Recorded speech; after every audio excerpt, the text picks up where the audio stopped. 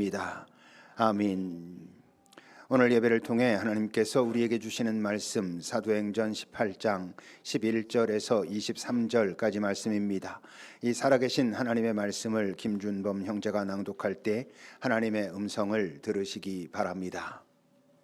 1년 6개월을 머물며 그들 가운데서 하나님의 말씀을 가르치니라.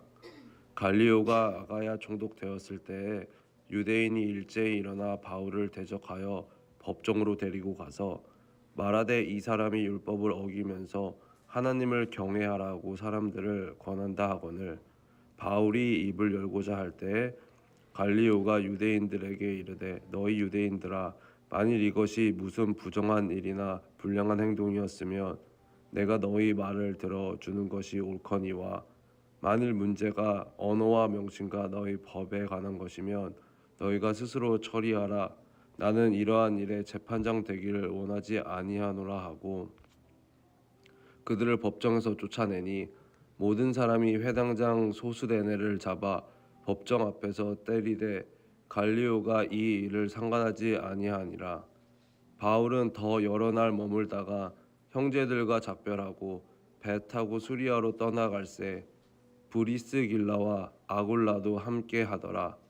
바울이 일찍이 서원이 있었으므로 겐그레아에서 머리를 깎았더라.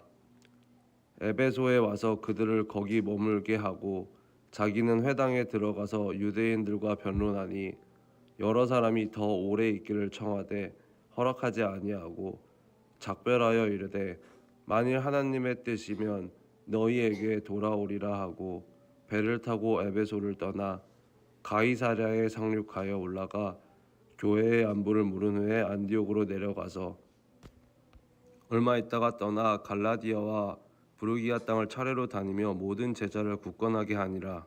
아멘. 하나님의 말씀입니다. 이제 급이 소리에 나와서 하나님 앞에 찬양 드리겠습니다.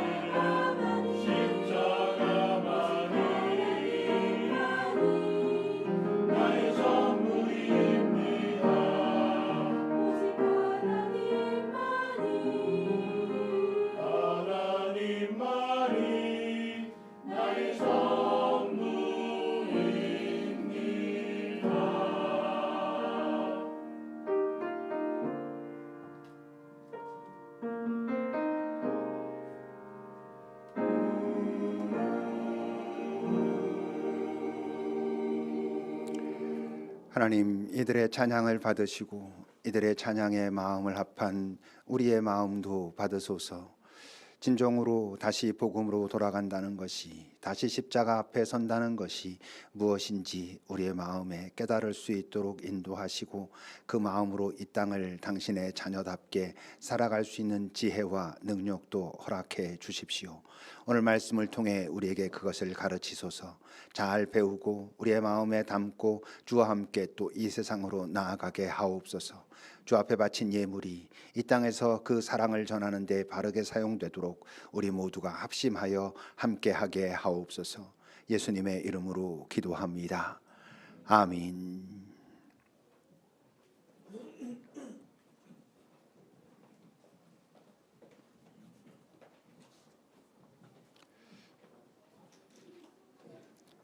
고맙습니다. 찬양을 부르는 것도 좋지만 또 훨씬 더 잘 세련되게 레코딩된 그 찬양을 방송을 통해서 듣는 것도 좋지만, 이게 아는 사람들이 이게 좀 준비한 찬송을 직접 듣는 은혜가 또 있어요, 그죠?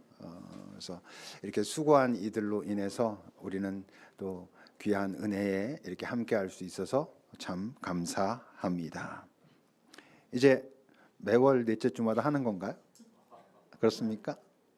네, 아마도 모범생들이에요. 고맙습니다. 이제 오늘 2차 전도 여행, 바울의 2차 전도 여행이 이제 마무리됩니다. 오늘 본문의 맨 마지막 22절과 3절을 보십시오. 가이사랴는 예루살렘과 가까운 그 항구입니다. 그 가이사랴에 이제 상륙해서 2차 전도 여행을 마치고 온 거죠. 그리고 올라가서 어디로? 예루살렘 교회의 안부, 예루살렘 교회의 안부를 물은 후에 안디옥으로, 그 수리아 안디옥 교회에 있는 곳으로 내려갔다 그러지요. 이 성경에서는 예루살렘으로 가는 곳은, 가는 건 저 위에서 와도 올라간다 그러고 밑에서 가도 올라간다 그러고, 예루살렘에서 가는 어디든 다 내려간다 이렇게 표현하는 거예요. 그래서 예루살렘에 올라가서 교회 안부를 묻고 안디옥으로 내려갔다. 그리고는 얼마 있다가, 여기까지가 2차 전도 여행을 끝내고 안디옥 교회에서 쉰 것입니다. 그리고 다시 떠나서 갈라디아 부르기아 땅을 다니면서 제자들을 굳건하게 했다. 이건 3차 전도 여행이 다시 시작되고 있는 것이죠. 2차 전도 여행을 한번 정리해 보겠습니다. 지도를 한번 보시지요. 이곳 수리아 안디옥, 이곳에서 이제 2차 전도 여행을, 이제 바나바와 헤어지고 실라와 함께 2차 전도 여행을 시작하지요. 그래서 이쪽 위로 갑니다.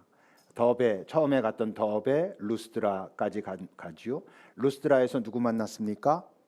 디모데를 만났습니다. 그래서 함께 쭉 이 아시아 지역을 통과해서 가다가 무시아 지역에 이르렀을 때 자꾸 길이 막혔다고 그랬잖아요. 이쪽 위로 올라가려고 그랬거든, 비두니아 쪽으로요. 본도라고 하는 것이 나오는데 본도에 누구가 나왔었죠? 브리스길라와 아굴라 두 사람이 본도 출신이라 그랬었잖아요. 근데 이 위로 올라가려고 했는데 자꾸 길이 막혀서 결국 무시아에서 어디로 갔습니까? 드로아에서 환상을 보지요. 어떤 환상? 이 마케도니아 사람 하나가 나타나서 이 마케도니아로 건너와서 우리를 도우라 하는 환상을 보고는 여기로 출발해서 가서 간 첫 번째 도시가 어디입니까? 빌립보에서 만난 사람 누구? 루디아를 만나고 빌립보에서 옥에 갇혔는데 지진이 일어나가지고 옥문이 열리고 간수가 들어와서 죽으려고 했는데 죽지 말라 하고, 그래서 복음을 전하고, 이런 이야기가 이 빌립보에서 있었죠. 빌립보 다음에 데살로니카 다음에 베레아. 이 베레아에서 여기 있는 사람들은 복음에 대해서 굉장히 진지하게 받아들였다 그렇죠. 이 베레아에다가 실라와 디모데를 남겨두고 바울만 배 타고 아테네로 옵니다. 아테네에서 철학자들을 만나죠. 그들과 이제 알지 못하는 신에게라고 그들이 섬기고 있는 그 신에 대해서 이제 바울이 설명하고 아테네를 떠나 고린도에 갑니다. 이 고린도에서 1년 6개월 정도 머물렀다고 했잖아요. 그리고 나서 이 갱그레아로 가죠. 갱그레아로 가서 아까 성경에도 나온 것처럼 머리를 깎았다 그랬잖아요. 그 왜 머리를 깎았나 하는 얘기는 이따가 우리 같이 나눌 거고, 잠시 에베소에 들립니다. 2차 전도 여행 때는 에베소에 잠깐 들렸다 갑니다. 떠나면서 혹시 하나님의 뜻이면 내가 다시 오겠다라고 했는데 3차 전도 여행에 에베소에 가서 2년 반 이상을 머물죠. 그러니까 바울의 전도 여행 중에서 한 곳에서 가장 오래 머무른 곳이 에베소고, 에베소에서 만든 학당이 뭡니까? 두란노 서원입니다. 두란노 서원이 여기에 만들어지지요. 그리고 이제 에베소에서 떠나가지고 아까 말했던 가이사랴에 이르러 가지고 예루살렘 교회에 올라가서 교회 안부를 묻고 다시 안디옥으로 갔다 하는 얘기가 지금 아까 있었던 그 이야기입니다. 그리고 바로 또 다시 위쪽으로 3차 전도 여행을 떠나게 됩니다. 고린도에서 말씀드린 것처럼 가장 오래 2차 전도 여행에서는 가장 오래 사역하고 또 전력을 다해서 전심으로 사역합니다. 그 18절을 보십시오. 바울이 이제 고린도에서 더 여러 날 머물다가 형제들과 작별하고 배 타고 그 모교회인 수리아로 떠날 때 그 고린도 교회에서 만났던, 고린도 지역에서 만났던 브리스길라와 아굴라도 함께했다. 바울이 일찍이 서원이 있었으므로 아까 그 고린도 옆에 있던 겐그레아 거기서 머리를 깎았다 그랬는데, 뭐 머리를 깎겠다는 서원을 했다는 것이 아니고 저 서원은 어떤 서원이냐면 소위 나실인 서원을 말합니다. 나실인 서원이 뭐예요? 머리도 깎지 않고 뭐 독한 술도 먹지 않으면서 오직 하나님께만 특히 집중해 가지고 일하는 것이 나실인 서원이거든요.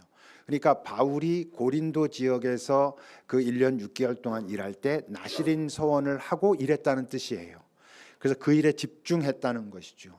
집중해서 하고 이제 나실인 서원의 기한이 차가지고 다시 자기네 모교회 안디옥으로 갈 때 겐그레아에 가가지고 이제 머리를 자르고, 그 나실인 서원의 기한이 끝났으니까 그렇게 해서 머리를 자르고 갔다, 이런 얘기입니다. 그러니까 진짜 열심히 했다는 거죠. 근데 진짜 열심히 하면 열매도 아주 멋지게 맺히면 참 좋을 텐데, 할만할 텐데, 하나님 일이라는 게 진짜 열심히 한다고 자기가 그 열매를 딱 보고 따고 할 수가 있습니까? 그러는 게 쉽지 않잖아요. 그 고린도전서 3장을 보십시오. 고린도 교회에 보낸 편지지요. 형제들아, 믿음의 형제들을 부르는 겁니다. 내가 신령한 자들을 대함과 같이 너희에게 도저히 말할 수가 없구나. 그래서 여전히 너희들이 육신에 속한 자, 그리스도 안에 속해 있는 것 같지만 어린아이와 같은, 마치 너희들이 그리스도를 모르고 육신에 속한 자였던 것과 똑같은 자들에게 말하는 것처럼 내가 할 수밖에 없다. 이렇게 한탄하면서 지금 말하는 겁니다. 내가 너희들을 처음 그렇게 가르칠 때도 젖으로 먹이고 밥으로 먹이지 못했었는데 너희가 감당하지 못하기 때문에, 근데 지금도 마찬가지다 이 사람들아 하면서 3절입니다. 너희는 아직도 그전 처음과 똑같이 육신에 속한 자와 같다. 너희 가운데 여전히 시기가 있고 분쟁이 있으니 내가 어찌 육신에 속하여 사람을 따라 행하는 자라고 너희들을 질책하지 않을 수 있겠냐, 이래요. 그러니까 정말 거기서 열심히 나름대로 자기네들이 배우겠다고 하고 뭐 오랫동안 그러고 그래서 열심히 가르쳤지만 언뜻 보면 뭐 얘네들이 변화가 없는 거야. 똑같은 것 같은 거야. 그러니 여러분, 하나님의 일은, 그 하나님의 일을 하면서 그 목적이 열매를 보는 것이면 이 지속할 수가 없어요. 이 세상에서 하나님은 다들 멀리 있어 보이잖아요. 자기의 현실이 훨씬 더 가깝게 느껴지고, 그렇기 때문에 자기가 열심히 하나님의 일을 했으면 어떤 열매가 나타나야 돼. 그게 목적인 사람들은 지속할 수가 없는 거죠. 그러니까 하나님의 일은 결국 하나님의 마음을 따라, 하나님의 말씀을 따라 순종하는 마음으로 그냥 하는 거예요, 묵묵히. 그러니까 씨 뿌리는 자가 되는 것이죠. 열매 따는 자가 아니라 씨 뿌리는 자. 이 고린도 교회에 가서 그들 그 화려한 그 고린도 땅에서 복음 전하기 힘들 때 하나님이 뭐라 그러셨어요? 그럼에도 불구하고 너희들 침묵하지 말고 계속 이 복음을 너 말해라. 이 땅에 당장 보면 아무것도 아닌 것 같지만 내 백성들 사람들이 많아. 그러니까 열매, 당장 눈앞에 보이는 열매에 연연하지 말고 정말 열심히 계속 그 일을 해. 그러니 바울이 나실인 서원까지 하고 열심히 했고, 나중에 이제 시간이 많이 지난 후에 여기서 많은 사람들이 나타나게 되는 것이지요. 그뿐입니까? 열심히 마음 먹고 하나님 일에 충성하면, 정말 어떤 것에도 마음을 뺏기지 않고 충성하면 뭐 그래도 자기 일은 잘 되면 좋겠는데 열매는 어찌하든 저항하는 세력들이 또 있는 거예요. 12절과 13절을 보십시오. 이제 그 고린도 땅에 총독이 갈리오가 됐을 때 아가야 주의 총독이 고린도에 있었잖아요. 그때 유대인들이 일제히 일어나 가지고 바울을 대적하면서 법정으로 데리고 갑니다. 그리고 이렇게 고발하는 거예요. 이 사람이 율법을 어기면서 하나님을 경외하라고 사람들을 권한다. 말이 안 되는 일을 하고 있다 그러는 거죠. 이들에게 하나님을 경외한다는 것은 율법을 지키는 건데, 아니 자기가 율법을 어기라고 말하면서 하나님을 경외한다고 하니 이게 말이 안 되고 우리 사회를 망가뜨리는 자니 이 사람을 좀 벌해 주시오라고 데려갔는데, 물론 총독은 이게 너희들 문제니까 나는 상관없어 그러고 쫓아내는 얘기가 그 다음에 나왔었죠. 오늘 우리가 좀 관심을 갖고 보려고 하는 것은 바로 저 모순 같은 이야기, 율법을 어기면서 하나님을 경외하는 것은 과연 가능한가 하는 이야기를 나누려 합니다. 여기서 말하는 율법이란 모세의 율법을 말하죠. 모세는 성경에 나오는 연대기를 찾아가 보면 주전 약 1450년경으로 되어 있습니다. 그러니까 출애굽했던 그 시점이 주전 1446년, 47년 보통 이렇게 말합니다.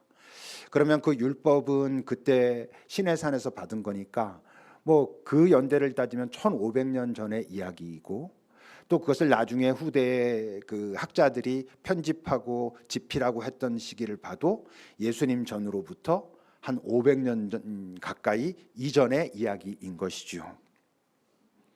자, 그러면 그 모세 율법은 분명히 하나님께서 주신 계명인 게 맞거든요. 근데 여기서 우리가 놓치지 말아야 할 것은, 하나님은 도대체 그 모세 계명, 모세에게 하나님의 그 율법을 왜 주셨는가 하는 거죠. 왜 주셨습니까? 로마서 3장은 이렇게 이야기하죠. 율법의 행위로는, 말을 바꾸면 그 율법을 사람이 다 지킴으로써 하나님 앞에서 의롭다 하심을 받을 그런 육체는 없다. 하나님이 율법을 주셨는데, 계명을 주셨는데 그 계명을 다 지켜내므로 너는 정말 온전히 다 지켰군, 그러니까 너는 의로워 라고 인정을 받을 만한 그런 사람은 없다는 것이죠. 왜냐하면 하나님이 율법을 주신 이유는 다 지켜서 의로워져라 라고 하는 의도로 주신 게 아니라, 너희들이 그걸 다 지킬 수 없다는 것을 인정하라, 깨달으라, 죄를 지을 수밖에 없는 존재라는 것을 깨달으라고 주신 것이다 라고 바울 사도가 말하고 있는 거예요. 그러니 하나님께서 그 율법을 주시면서 그 율법이 감당할 역할, 또는 그 율법을 통해서 하나님께서 기대하시는 것은 뭐였나? 갈라디아서 3장은 이렇게 말하죠.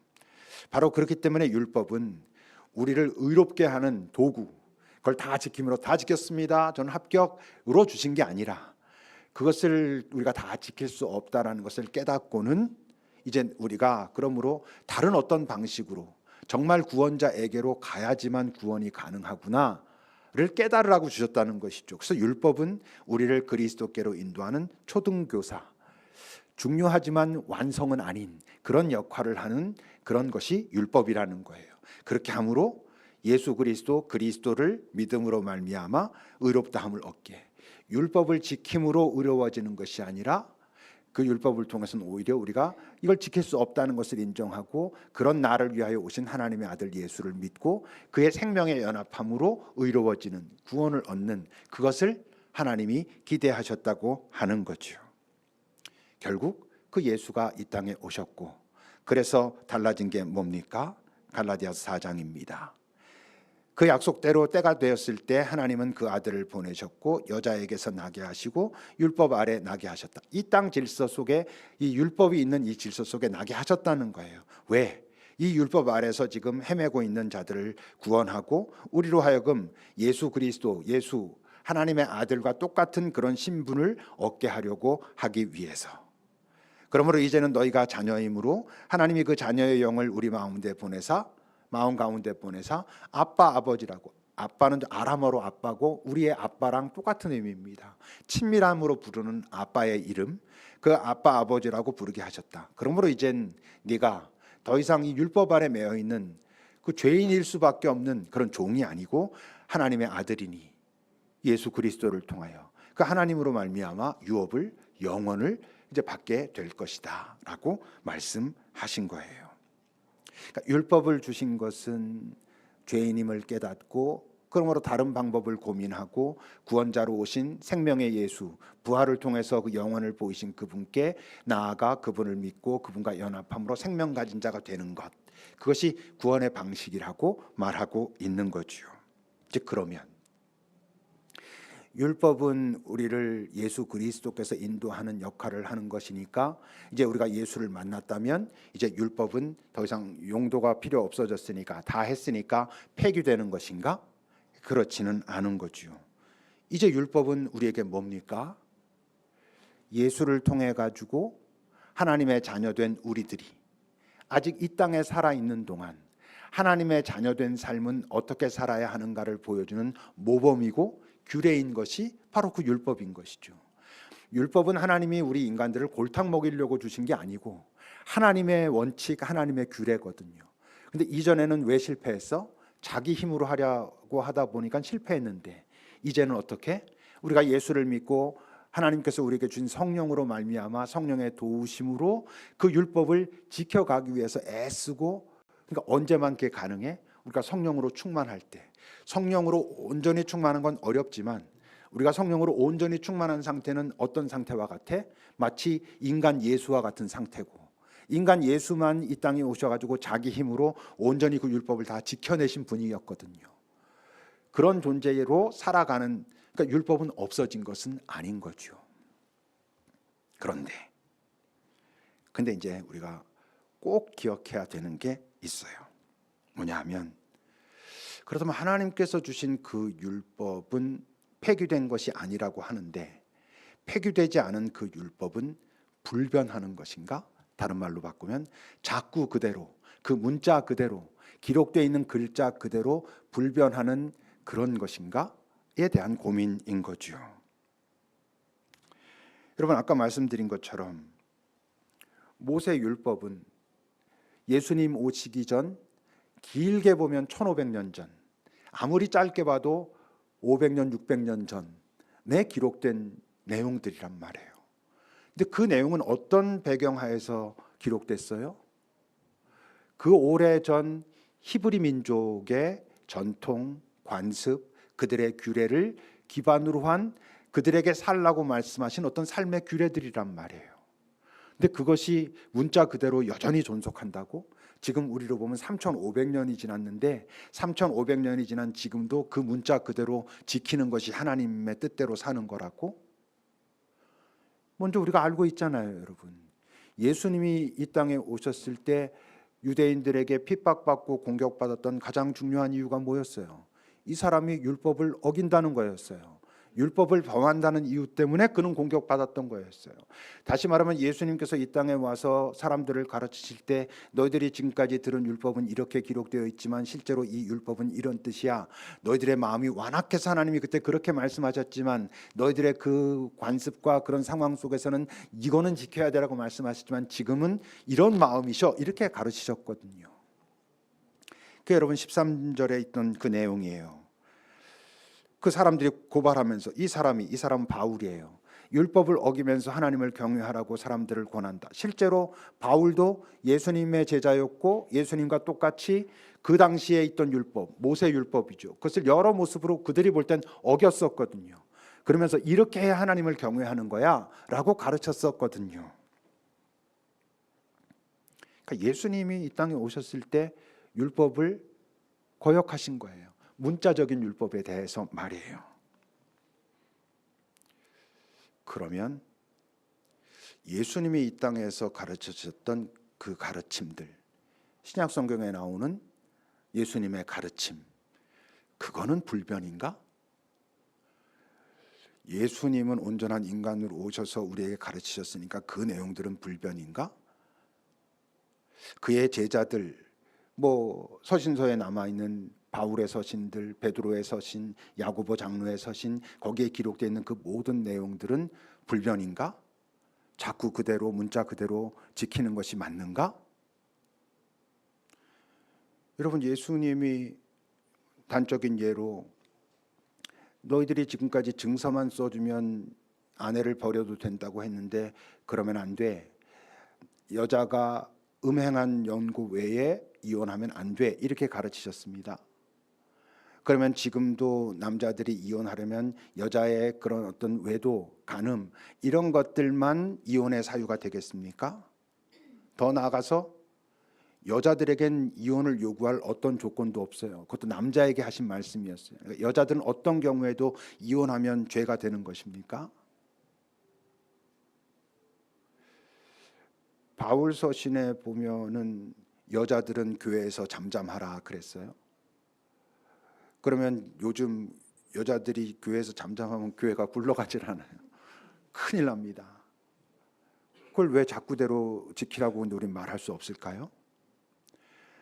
바울 사도가 종이나 자유자나 그리스도 안에서 다 하나다라고 말했지만 그 하나다라고 말한 건 노예 제도를 없애야 된다라고 말했던 게 아니었어요. 노예 제도는 인정하면서 그렇지만 너희들이 사랑으로 잘 서로 섬기고 보살펴야 돼. 종은 종의 역할을 하고 주인은 주인의 역할을 잘 감당해. 이렇게 말한 거였어요. 그러면 지금 이 시대에도 그 노예 제도는 여전히 성경적이고 이렇다라고 우리는 말해야 될까요? 아까 말한 것처럼 예수님이 오셨을 때 거역한 모세율법은 길게 봐도 1500년 전의 이야기예요. 아니면 한 500년 전의 이야기를 예수님은 그 말은 그렇게 지금 받아들이면 안 되라고 바꾸셨단 말이에요. 예수님이 가르쳤던 가르침, 사도 바울, 베드로 또 뭐 야고보 장로가 가르쳤던 그 가르침은 지금으로부터 2000년 전 우리 지구 저쪽 반대편에서 그 문화와 그 관습 속에서 말씀하셨던 내용이었어요. 그것을 문자 그대로 지키는 것이 하나님을 경외하는 거라고? 그렇지 않아요, 여러분. 율법을 주신 핵심, 율법의 핵심은 뭐라 그랬어요? 예수님이 그러셨잖아요. 율법의 핵심은 그 내용, 글자가 아니야. 그 속에 담겨 있는 하나님의 마음이야. 이렇게 말씀하셨거든요. 그러니까 우리가 지금 이 시대에 소위 구약이든 신약이든 거기 있는 여러 어떤 삶의 지침들이 나왔을 때 우리는 무엇을 가지고 그 말씀을 봐야 돼? 이 말씀을 그때 하나님은 어떤 마음으로 하셨고, 그렇다면 이 글자들은, 이 내용들은 지금 우리에겐 어떤 내용이 되어야 하지를 고민해야 된다는 것을 의미하는 거예요. 말을 바꾸면 오늘 우리가 하나님을 잘 경외하려면, 오늘의 하나님을 우리가 만나고 오늘의 하나님의 마음을 따라 살려면 우리는 율법을 어겨야 되는 거예요. 구약의 율법을, 신약의 율법을 어겨야 되는 거예요. 그 어긴다는 그 율법은 어떤 율법? 문자 그대로, 성경에 기록되어 있는 문자 그대로의 그 율법을 어겨야 오늘 우리는 오늘의 하나님을 바르게 경외할 수 있는 거예요. 이 부분을 우리가 깊이 고민하고 마음에 담아야 하는 거죠. 물론 이게 그렇게 말하다 보면 자칫 자기 마음대로가 될 수 있어요. 아, 성경은 이렇게 기록되어 있지만 아니야, 오늘의 내 느낌으로는 이건 이런 뜻이야. 이렇게 하기 시작하면 완전 망하는 거예요. 베드로 사도가 그런 말 했죠. 성경을 자기 마음대로 풀려다가 아예 망한 인간들이 있다. 이렇게 말했었어요. 그러니까 오늘 이 성경에 기록되는 이 내용들이, 이 기록들이 지금 오늘 우리에겐 과연 무엇인가를 알려면 그것을 알 수 있는 자들은 어떤 자들? 잘 깨어있는 자들이어야 돼요. 하나님 앞에 바르게 깨어있는 자들, 그리고 깊이 겸손해야죠. 그리고 하나님을 두려워할 줄 알아야 돼요. 그런 점에서 한 개인이 독단적으로 이 말씀은 이런 뜻이야 라고 함부로 해석하는 것은 매우 위험할 수 있는 것이죠. 그럼에도 불구하고 문자 그대로 그것을 들이대면서 하나님께서 이렇게 말씀하셨으니까 지금도 우리는 이렇게 지키는 것이 하나님을 경외하는 것이야 라고 말하는 건, 오늘 그 고린도에서 유대인들이 예수를 따르는 바울을 고발하면서 이가 지금 율법을 거역하면서 하나님을 경외하라고 가르친다라고 얘기하는 것과 똑같은 거예요. 이 역사 속에, 하나님의 모든 이 구원의 역사 속에 아주 중요한 부흥 사건들이 있었어요. 부흥은 리바이벌, 회복이란 얘기잖아요. 다시 원래대로 돌아가는 것. 근데 그 원래대로 돌아가는 데 있었고 항상 중요한 것은 뭐였냐면 하나님 말씀의 바른 해석 또는 하나님 말씀의 재해석이었어요. 그때 그렇게 말씀하셨다고 사람들이 받아들이고 그렇게 했던 그것이 과연 지금도 그것이 옳은가? 그 말씀이 지금에 와서 많은 사람들을, 특히 약한 사람들을 이렇게 옥매고 있고 아프게 하고 있고 힘들게 하고 있는데 여전히 그 말씀은 지금도 유효한 의미라고 받아들여도 되는가를 고민했고, 지금 하나님의 마음은 무엇일까를 고민했고, 그랬기 때문에 거기에 대한 답을 찾았을 때 그 부흥은 일어났어요. 우리나라에서 그 1907년인가 있었던 평양 대부흥 운동 같은 경우도 마찬가지예요. 그 하나님의 마음이 도대체 어디 있는가를 찾아가면서 시작된 거였어요. 그런데 지금 여기에 있는 하나님의 마음, 여기에서의 하나님의 마음, 그때 그렇게 기록되어 있는 그 내용에 대한 지금 여기에서의 하나님의 마음을 알려면 아까 말한 것처럼 깨어 있어야 되고 하나님을 두려워할 줄 알아야 되고 겸손해야 되고 그렇다라고 했잖아요. 그 모든 것의 출발이 뭘 것 같아요? 회개인 거예요. 나 자신을 돌아보고 나 자신을 깨끗게 하나님 앞에서 할 때에만 그 하나님과 닿을 수 있을 거 아니겠어요. 내 욕망과 내 바람과 내 지식과 내 고정관념을 가지고 그 말씀을 마음대로 해석해도 되겠어요? 그럼 안 되는 거죠. 그러니까 지금 여기에서의 하나님의 마음을 알기 위한 출발점은 회개하는 거예요. 그래서 살펴보면 여러분, 이 땅에 있었던 그 모든 부흥은 그 출발의 시작이 뭐였어요? 다 회개였어요. 우리가 잘못했습니다. 다시 우리가 하나님께로 돌아가겠습니다. 무엇을 어떻게 버리겠습니다. 무엇을 내려놓겠습니다. 우리가 거짓이었습니다. 우리가 가짜였습니다. 로부터 부흥은, 회복은 시작됐어요. 여러분들은 별로 관심도 없을 것 같긴 한데 아마 여러분들 주변에도 거기에 간 사람들도 있을 거고 가자고 초청을 받았던 적도 있었을 거예요. 몇 주 전에 있었던 그 12.7인가 12.7 그 그리스도인 대회 광화문에서 열렸었잖아요. 그 12.7 대회의 문제가 뭐예요? 12.7 대회의 문제란 다른 말로 바꾸면 지금 이 시대의 한국 주류 교회의 문제라고 말할 수 있어요. 현주소라고 말할 수 있는 거죠. 뭐냐 하면 철저한 자기 외면. 자기들에 대한 성찰이 없어요. 자기들이 지금 살아가고 있는, 진행하고 있는 그 여러 상황에 대한 문제의식이 없는 거예요. 그러니까 뭐가 없어? 회개가 없어요. 그들은 수천억짜리 예배당 건물을 지으면서 공공도로를 점유했어요. 법적으로도 판결이 나가지고 그거 제대로 정리하라는데 무슨 수를 써서라도 하지 않겠다는 거예요.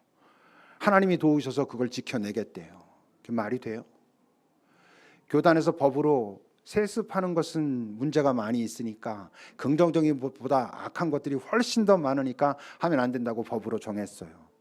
다 교묘한 방법으로 그것을 피해가면서 해놓고는 이제는 거기에 대해서 반대하는 자들이 교회를 망가뜨리라고 하는 사탄이고 마귀라고 말하고 있어요. 목회자들의 그 많은 타락과 문제들에 대해서는 언급하지 않아요. 자신들이 생각하고 있는 어떤 목적을 위해서라면 어떤 세력과도 야합할 수 있다고 하면서 거기에 대한 문제의식을 갖고 있지 않아요. 철저한 자기 외면하기 때문에 자신들은 문제가 없다고 생각하는 거예요. 문제의식이 없는 거죠. 그들이 필연적으로 빠지게 되는 게 뭐겠어요? 자기의예요. 우리가 맞아, 우리가 옳아, 하나님은 우리의 편이야, 우리가 하나님의 뜻을 제대로 알고 있어, 이렇게 말하는 거예요. 자기의에 빠진 자들은 그 다음에 어떻게 돼요?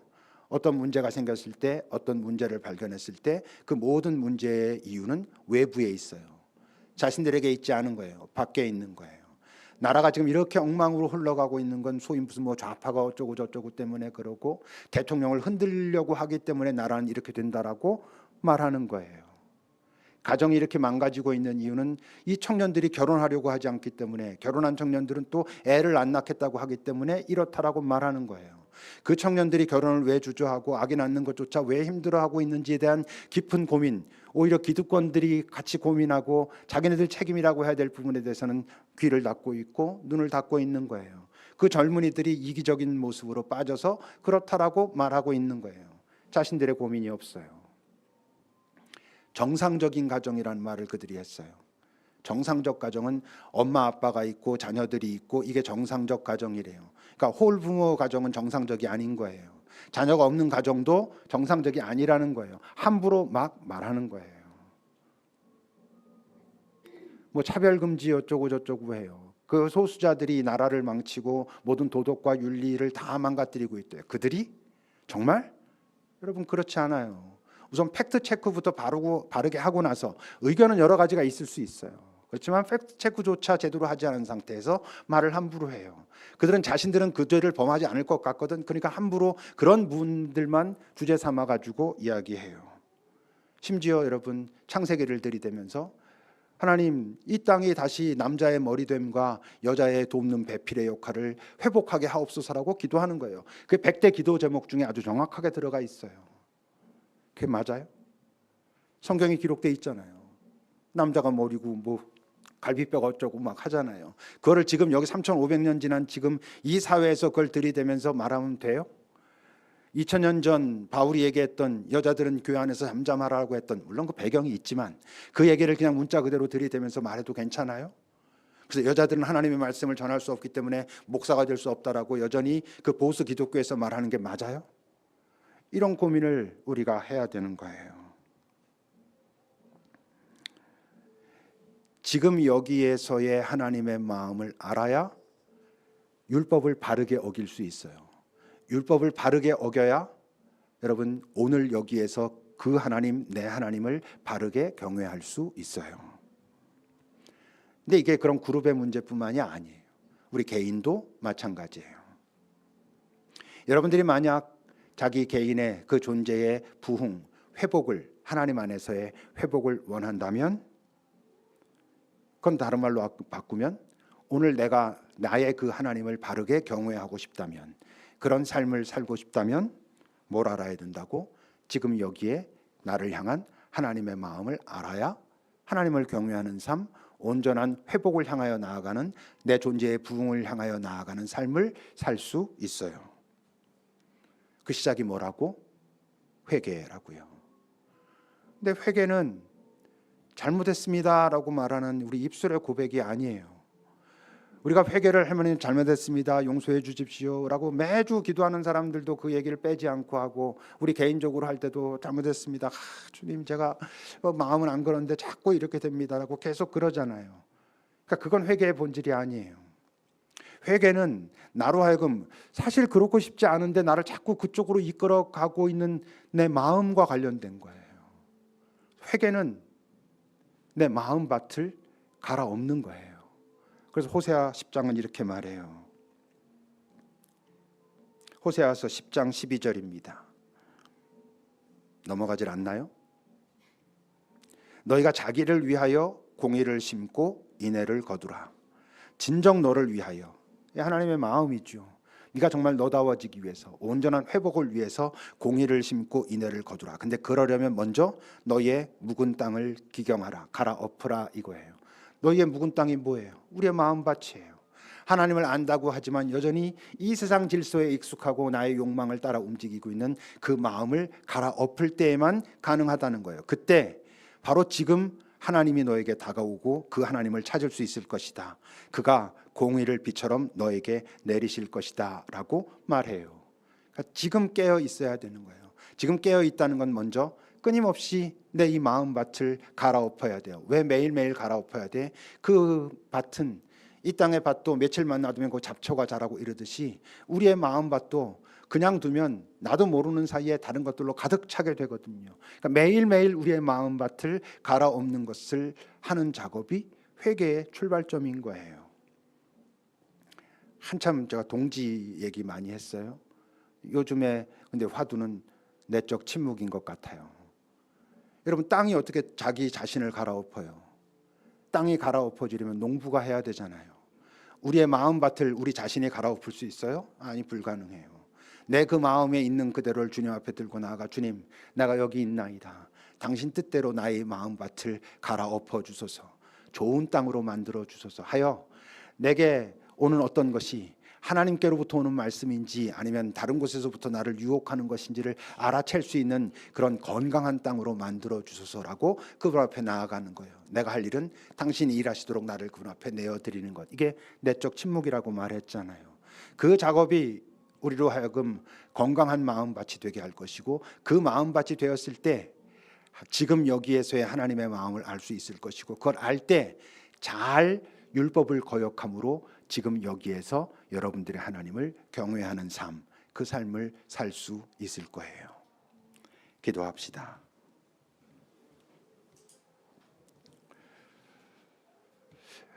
여러분들은 하나님의 말씀을 어떻게 이해하고 계십니까? 성경에 이렇게 기록되어 있으니까 이렇게 하는 것이 하나님을 경외하는 거야 라고 혹시 고집부려 오시진 않았는지요? 잘 생각하셔야 됩니다. 오늘 여기서 하나님을 경외하려면 지금 여기에서의 하나님의 마음을 바르게 알아야 되고, 그러기 위해서 우리는 우리의 마음밭을 매일매일 갈아엎어야 되고, 그랬을 때 갖게 된 맑은 그리고 밝은 그리고 건강한 시각으로 율법을, 문자화된 율법을 어길 수 있어야 오늘 여러분들은 그 하나님을 바르게 경외할 수 있을 거예요. 잠시 주 앞에 머무릅시다.